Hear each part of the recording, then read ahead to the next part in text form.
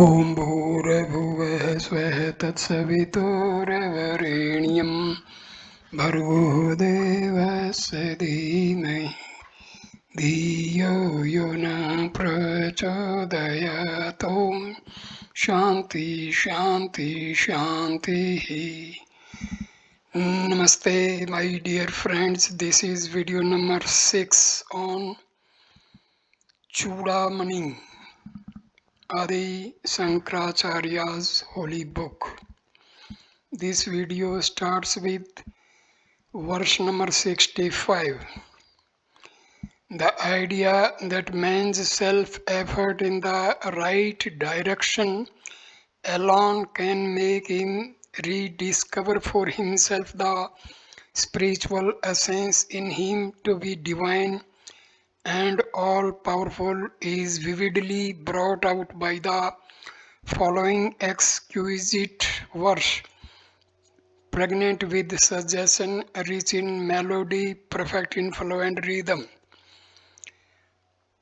आप तो किंतम खननम तथोपरि शिला उद्दत आकर्षणम स्वीकर्तिम निक्षेपः समयस्ते नहीं बहि शब्दस्तु निर्गच्छति तद्ब्रह्म विदोष उपदेश मनन ध्यानादि भिर्लभ्यते माया कार्यतिरोहितं सौममलं तत्वं न दुर्युक्तिभिः. A treasure hidden deep below under the earth can be found only when the exact site is known. Excavations carried out and the earth, stones, etc. hiding it are removed, never can it come out if merely called by name. Similarly, the pure truth of the self which lies hidden beneath our delusion and its effects can be attained through the instructions of one who is a knower of Brahma, followed by reflection, meditation, etc. But never can the self emerge and manifest itself as a result of repeating perverted arguments. In the course of the last several verses, Sankara has been trying to bring home to us the utter necessity and urgency for self-effort undertaken in the right direction, that no amount of study and philosophical dialectics can take one even by a fraction of an inch nearer to the divine experience which is life's fulfillment has already been elaborately discussed. The same idea has been brought out here, which we may consider is the summary of a library of books on spiritual literature. In order to explain this idea, Sankara paints the picture of one digging for a treasure. One may wonder how the treasure hunter's activities can be a theme by which spiritual technique can be explained, but a poet always sees much more meaning in a factual happening than an ordinary matter of fact observer does. A treasure hunt can be successful only when the digger has correct information of the place where the treasure is hidden. He must also have the enthusiasm and energy to dig and find the treasure. He must slowly and steadily, with hopeful patience and perseverance, continue digging and remove all obstacles that he may meet with till he reaches the goal of his seeking the treasure trove. At last, when he comes to the rich vaults, he must be level-headed and calm enough not to lose his balance so that he is in a position to gather the treasure and make use of it. In the same fashion, the infinitely rich treasure of perfection that lies unseen beneath the outer crude layers of matter envelopments in the bosom of man is to be discovered as his own self. The seeker must have the assiduity, industry, hope, and patience to dig in the right place, in the right fashion, constantly and continuously, with unabated enthusiasm, in the face of even the greatest obstacles, until at last he comes not only to see the treasure but to gather it, possess it, and enjoy it as its sole proprietor. The seeker must not dig just anywhere. He must start his endeavor in the right direction as advised by those who know the truth. Apta Vakyam, as declared in the scriptures. In the spiritual treasure hunt, the endeavor of digging is made with the pickaxe of thought and the spade of discrimination. With these, we remove the earth, the attachments with the body, mind, and intellect, which are the effects of the ignorance of the self. Avidya creates in us various misunderstandings, and it is these agitations of the mind and negative thought wailings of the intellect that conceal the treasure divine, the self. These can be removed by reflection and meditation. Manana and dhyana, reflection and meditation, prepare the mind for a single pointed application by bringing it to the state of least agitation. This is the condition of the mind and intellect fit for vichara. The highest spiritual sadhana known to man, this is exhaustively indicated only in Vedanta. Faithful to his arguments, honest in his convictions, and obedient to his experiences, Acharya Sankara cries out that this is the only path for complete and permanent liberation from the chaotic confusions created by our ignorance of the underlying divinity in ourselves. Naturally, he following points out the hollowness of all other methods and the immaturity of all other techniques, which are, according to him, putrefied logic, sowed reason, distorted vision, and false assertion, compared with the perfect philosophy and detailed practicality of Vedanta. Stanza number 66. Tasmat sarv priyatnen bhavbandh vimuktaye स्वैरेव यत्नः कर्तव्यो रोगादिविव panditah. Therefore, an intelligent seeker should, as in the case of illness, etc., strive hard by all the means at his disposal to be free from the bondage of births and deaths. The ideas in the preceding 9 verses are now being concluded with this 10th sloka. Naturally, the term therefore with which this verse opens is a sequel to all the reasons shown and explained in the previous verses. In verse 56, Sankara started this discussion.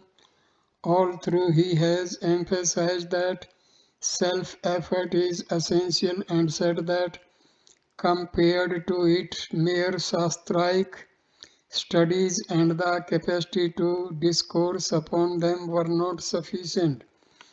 Because of these reasons, it can be logically understood that each seeker must for himself strive with all sincerity and regularity in the right direction, so that he may come to realize in himself the eternal godhood of his spiritual nature.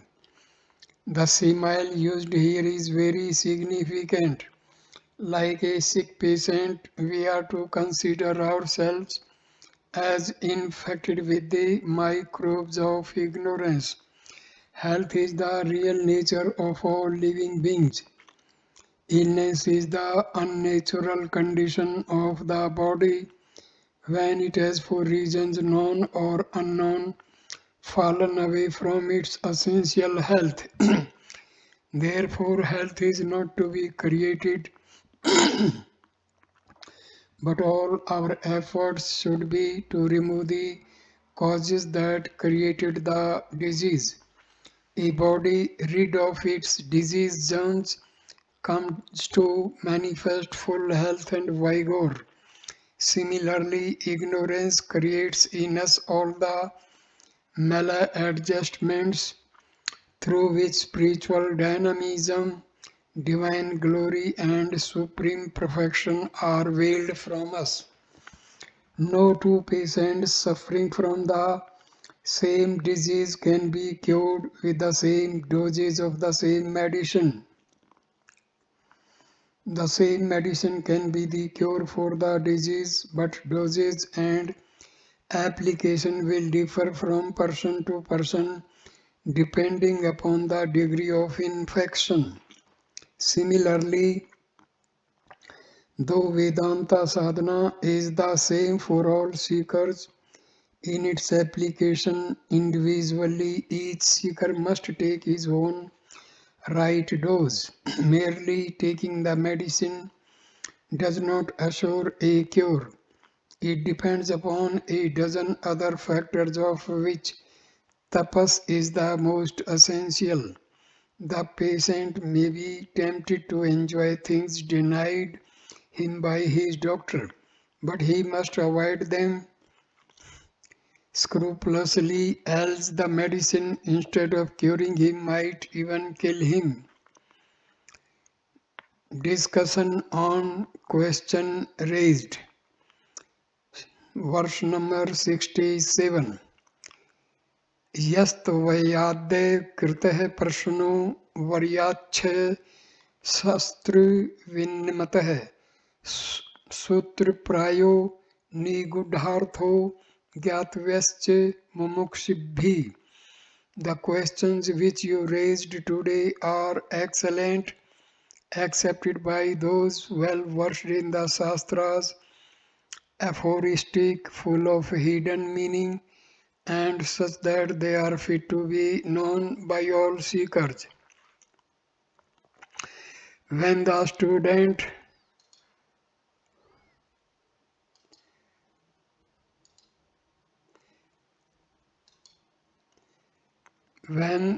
student asked his questions, the teacher, instead of replying directly and immediately, indulged in a long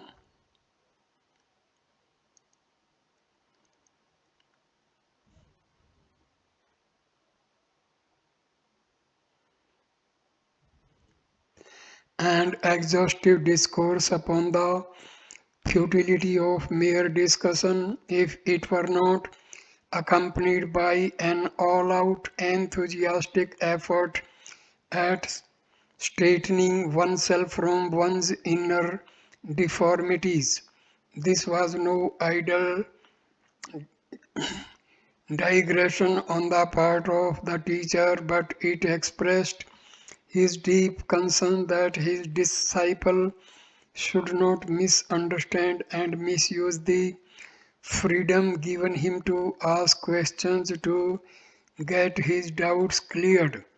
There are always in society a set of wise looking foolish disciples who misuse the freedom given to them and abuse the privilege of discussing with their teacher.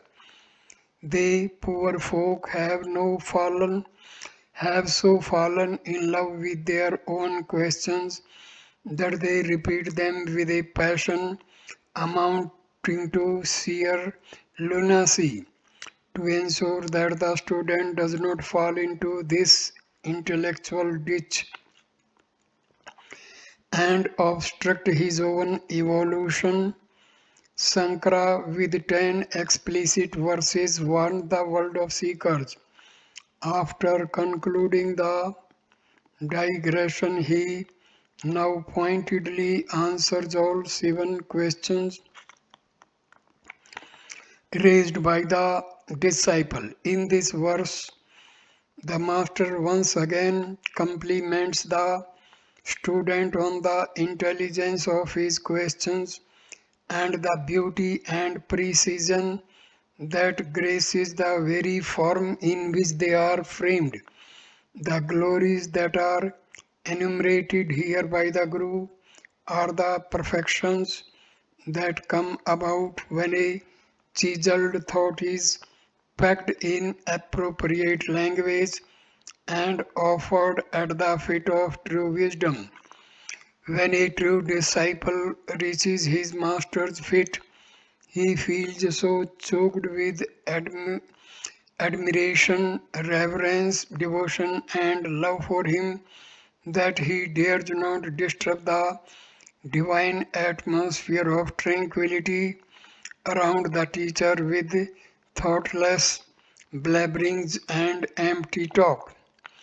A fit student has got his ideas crystallized and after logical self-analysis has come across certain insurmountable insurmountable obstacles for the removal of which he has approached the teacher. Since the doubt was really felt and thoroughly digested by him, the student could present it in the fewest number of words, indicating at once the logic of his thought. If on a dark night you fall into a wayside well, indeed your condition is unenviable. You are extremely anxious to extricate yourself from the situation. At this moment, you hear approaching footsteps and you cry out for help. The benevolent person reaches the well. Would you then, from the bottom of the well, begin the narration of the entire story of how you came upon the well at that late hour, how you fell, what thoughts kept you company in the sandy bottom of the well, etc., besides giving him details of your name, details of your family, position, status, etc. No, at such critical moments you will only cry, I am here in the well. Save me, oh please save me, help me, save me, save me. Any other cry will be unnatural. Similarly, a student who has understood that in the darkness of ignorance he has fallen into the dry well of limitations and sorrows, when he sees the Master, he will have no stories to tell, no idle discussion to indulge in. His one heart-rending cry is, Save me, O Master, save me. Sankara, through his compliments to the disciple, is advising generations of seekers not to be too wordy when they approach a master. This does not take away from us our liberty to talk to the master in our attempt to evaluate him. Sankara only means that having accepted him as your teacher, when you approach him for correct initiation into the subtle truths of Vedanta, you should not destroy the sanctity of the atmosphere by an exhibition of your knowledge of or sentiments. The questions asked by the student were all couched in a precise aphoristic style, indicative of his independent attempts at understanding the preliminary thoughts in the philosophy. These questions are pregnant with secret thoughts which are not obvious in their literal word meanings. Also, these discussions are not just Sunday magazine themes written to entertain the vulgar tastes and cheap demands of an idle holiday crowd. They rake up the innermost depths of investigations undertaken in all tranquility, possible only for a human intellect blessed with acute reasoning capacity. These topics are of interest only to those who wish to get away from their limitations to experience the essential freedom of their own pure nature as the self. Verse number 68. शृणुष्वावहितो विद्वन्मन्ययां समुद्रीयते तदेतच्छर्वन्नासद्यो भवबन्धाद्विमोक्षसे. Listen attentively, O learned one, to what I shall now tell you. Listening to it, you shall immediately gain a thorough liberation from the bondage of sansar. The Acharya gives the student full assurance that if he listens attentively and looks for the subtle meaning in the words of the teacher, he shall attain a sense of complete fulfillment in life.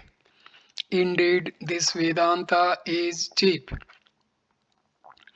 His seeker of liberation has only to discover a great teacher and listen carefully to his words, and immediately he shall experience a total release from all physical imperfections, mental debilities, and intellectual weaknesses created by his own spiritual ignorance. How easy! Just listen and you will be liberated. Can there be an easier path? Vedanta is truly cheap, thus one may be tempted to exclaim. Here is a clear example which amply illustrates that literal world meanings do not convey the right philosophical implications in Vedantic literature. If by listening one could liberate oneself, moksha would have been so cheap that it could be easily dispensed universally. But the scripture cannot be false, and mere listening cannot be the path for a total spiritual redemption. Therefore, we must understand that the word listening is used here in a sense much more ample and accommodative than its dictionary meaning. From what you have been told so far, You know how essential it is for a student to be completely attuned to the master. The student already has, through a process of self discipline, made his inner kingdom clean and peaceful, wherein he stands in all devotion and meekness, receptivity and alertness. When he listens to the inspired words of the Master, full of subtle suggestions, he within himself starts leaving the unworded implications coursing through the words. As the tongue of the temple bell strikes the bell cup, there is a harsh metallic sound, but as we listen to it, it warbles out a lingering melody before it slowly dies out into the very silence in which it was born. Similarly, the words of the scriptures have a harsh sound but a lingering, ringing music. The harsh sounds are caught in a web of language and preserved in textbooks, but the warbling notes are to be produced at each reading in the secret cave of the seeker's heart. This preparation is indicated by the practices of reflection and meditation, concentration and devotion, self control and celibacy, moral purity and ethical goodness advised for the sadhaks. A student thus prepared, when he comes to hear a discourse from the Master, not only hears the words but spiritually lives the truth. This is called listening. Unlike the other techniques of self perfection like devotion and yoga, in Vedanta, the student has nothing to do or gain save to hear and truly listen. In the other paths, techniques are advised and explained, and experience comes to the student when he gains a certain amount of perfection in quiet and steady practice of them. In Vedanta, it is a scriptural discussion between a saint of inner experience and a student of inner purity. It is a Guru Shishya Samvad, and the experience of reality, which is the theme of discussion, is brought within the experience of the student immediately and instantaneously if the student is ready to receive it. Therefore, Sankara is perfectly orthodox when he declares that the disciple shall experience liberation if only he knows the art of listening to the spiritual voice that sings through the Master's words. Verse number 69. मोक्षस्य हेतुः प्रथमो निगद्यते वैराग्य अत्यंत मनित वस्तुषु ततः समश्चापि दम अस्ति तितिक्षा न्यासः परशक्ता खिल कर्मणाम भर्ष्यम. For liberation, first comes extreme detachment from finite objects of sensual satisfaction, then follow calmness, self control, forbearance, and complete renunciation of all selfish actions. This is a text which not only expounds Vedanta but is also full of practical instructions to a real seeker who wishes to be fully established on the path of spirituality and maintain his progress in his program of self development.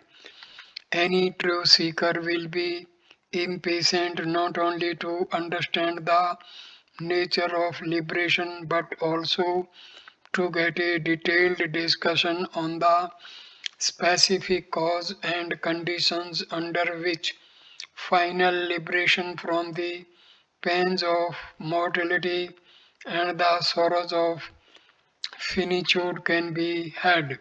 Here the Acharya enumerates the conditions of the mind in which true wisdom can blaze forth. Among them, the capacity to be completely detached from the cravings for things known to be finite and perishable is considered most important. A discriminative intellect, Viveka, can grow and fulfill itself only when there is full detachment, vairagya, without developing sufficient disinterest in the acquisition, possession, and enjoyment of the sense objects of the world. We cannot enter the portals of true wisdom. When we become acutely conscious of the finite and impermanent nature of the world of objects, our minds, which are always athirst for stability, continuity, and perfection, will immediately be repelled from their usual prey grounds, the bylanes of sensuousness, where we spend a large amount of our vital energy every day. Detachment is a method of economizing in the expenditure of life's energy and disciplining, conserving and rightly applying this newfound energy to raise ourselves from the state of bondage to one of inner freedom and spiritual sovereignty. Samadhama and Titiksha are again qualities to be developed by the seeker himself so that he may discipline and train the newly released energies for right application in a concentrated single pointed meditation. When there is detachment as a result of pure discriminative perception of a better balanced intellect, and when this mental condition is reinforced by self control, calmness, and forbearance, the individual entertains no more egoistic, desire preempted schemes of activity. He relinquishes them all, sacred or secular, ritualistic or otherwise. All these contribute to the true preparedness of the intellect for the higher flights to the brilliant peaks of transcendental glory and perfection. Stanza number 70. ततः श्रोति सत्तन्मनं सत्तत्व ध्यानं चिरं नित्य निरन्तरं मुनेः तत्व विकल्पं परमेत्य विद्वानि have nirvana sukham samirchati. Thereafter comes hearing, then reflection on what has been heard, and lastly long, constant, and continuous meditation on the truth for the Muni. Ultimately, that learned one attains the supreme nirvikalpa state and realizes the bliss of nirvana in this very life. Sankara has already started an enumeration of the various techniques to be followed by a person on his march towards realizing the eternal freedom of the soul. In this sloka, the Acharya is outlining the different stages of practices which one must follow when one has renounced all pursuits of ego prompted, desire ridden activities contributing to a life of sensuousness. An individual who has enough detachment from the enjoyment of finite objects, who has cultivated the four great qualities, and who has renounced all self motivated activities, is fit for the process called in Vedanta hearing the scriptures. Scriptures have to explain life as we perceive and live it now and indicate the truth, the goal only through finite words. Therefore, a direct approach to the text may misguide the seeker if he has wrong understanding. It is imperative, therefore, that one must listen to the exposition of at least one scriptural text from a true teacher. In this transaction of wisdom, the Master also uses but finite words to explain the absolute. There is no magic formula involved, therefore, the student must be fully tuned to the teacher so that the latter's experiences may, in resonance, be amplified and conveyed to echo in the heart chambers of the student. This listening to the discourses Sarvana is to be followed by inner arguments and final assimilation by the intellect in a process called reflection manana, by which along the ideas in the text can become the student's own philosophy. Even this intellectual conviction is not sufficient for Vedanta seeks a fulfillment not in merely propounding a theory to explain the happenings of the world and the destinies of mankind, but to lift man to the highest pinnacle of evolution of cultural purity, that he may thereafter revel as a God man on earth. Therefore, a person must attain truth through a process of rediscovery of his real self by detaching himself from his wrong and false identifications with matter. This technique of detaching oneself from the false and rediscovering one's identity with the self through disciplined currents of constant thought flow is called meditation, dhyana. It is indicated here that when dhyana is practiced for a long period, daily and constantly, every word is important for a long period of years. Chiram, daily, nityam, and constantly. Nirantaram, one gets established in God consciousness and attains nirvana in this very life. The word nirvana means blown out. Modern physics tells us that the tip of a candle flame, though apparently whole and steady, is constituted of independent flickerings at a great frequency. Just as when a fan wheels at a great speed, its blades are not distinguishable, but only one continuous whirling movement is observed. A movie is constituted of a number of individual pictures projected on the screen, but because of the speed and high frequency of the change, the movie gives us a continuous experience. So too the wholeness of the candle flame is only apparent.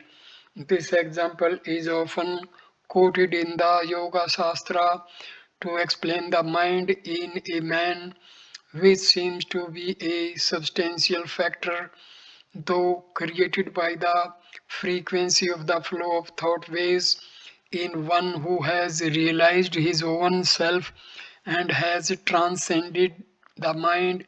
There is no more rising of thoughts.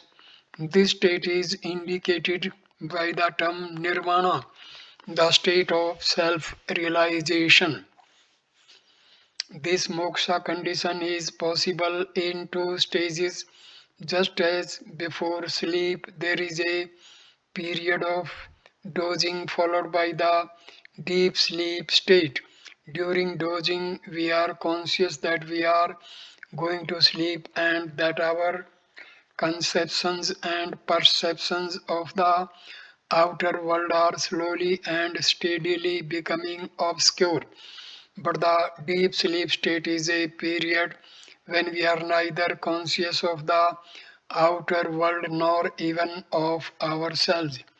Similarly, in meditation, also there is a hazy period of awareness wherein we are conscious of ourselves nearing the transcendental, and that state of samadhi where there is still a vestige of the ego is called Savikalpa Samadhi, the egoless moment where the subject alone is reveling in its own glory. When the yogi experiences the infinite bliss of pure existence, that state is called Nirvikalpa Samadhi. That is the experience of Godhood, and after this Iswara Darshana, there is no falling back into the values and impulses of the lower worldly life anymore. Not only does Sankara explain the various stages en route this divine pilgrimage and describe exhaustively the goal with its experiences, but he also insists that this is not a post mortem experience to be gained in some future embodiment after the death of this body in a special area called heaven or in another world. He insists that a Muni experiences the bliss of nirvana.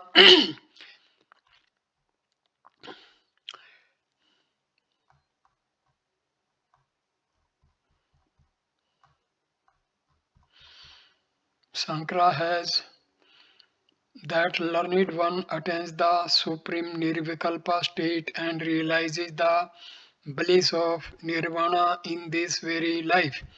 Sankara has already stated started an enumeration of the various techniques to be followed by a person on his march towards realizing the eternal freedom of the soul.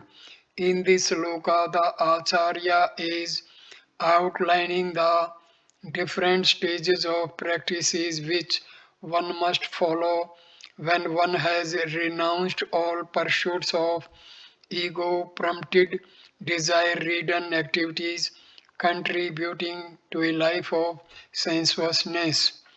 An individual who has enough detachment from the enjoyment of finite objects, who has cultivated the four great qualities, and who has renounced all self motivated activities is fit for the process called in Vedanta hearing the scriptures. Scriptures have to explain life as we perceive and live it now and indicate the truth. The goal only through finite words. Therefore, a direct approach to the text may misguide the seeker if he has wrong understanding. It is imperative, therefore, that one must listen to the exposition of at least one scriptural text from a true teacher. In this transaction of wisdom, the master also uses but finite words to explain the absolute. There is no magic formula involved. Therefore, the student must be fully tuned to the teacher so that the latter's experiences may in resonance be amplified and conveyed to echo in the heart chambers of the student. This listening to the discourses Sarvana is to be followed by inner arguments and final assimilation by the intellect in a process called reflection, manana, by which alone the ideas in the text can become the student's own philosophy. Even this intellectual conviction is not sufficient for Vedanta, seeks a fulfillment not in merely propounding a theory to explain the happenings of the world and the destinies of mankind, but to lift man to the highest pinnacle of evolution of cultural purity that he may thereafter reveal as a God man on earth. Therefore, a person must attain truth through a process of rediscovery of his real self by detaching himself from his wrong and false identifications with matter. This technique of detaching oneself from the false and rediscovering one's identity with the self through disciplined currents of constant thought flow is called meditation dhyana. It is indicated here that when dhyana is practiced for a long period daily and constantly, every loving parts, legs, thighs, chest, arms, back and head. Stanza number 73. Aham mameti प्रथितं शरीरं मोहशब्दं स्थूलमी त्रियते बुद्धिः नमो नभस्व नाभूय सूक्ष्माणि भूतानि भवन्ति तानि.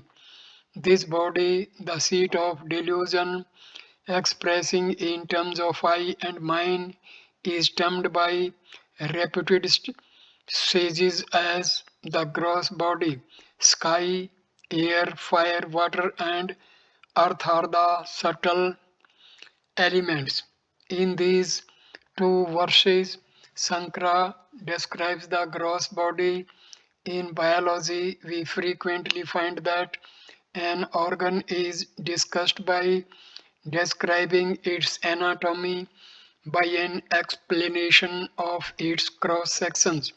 This method does not seem unfamiliar to our ancient tradition since it is used quite freely and liberally even in the realm of philosophy.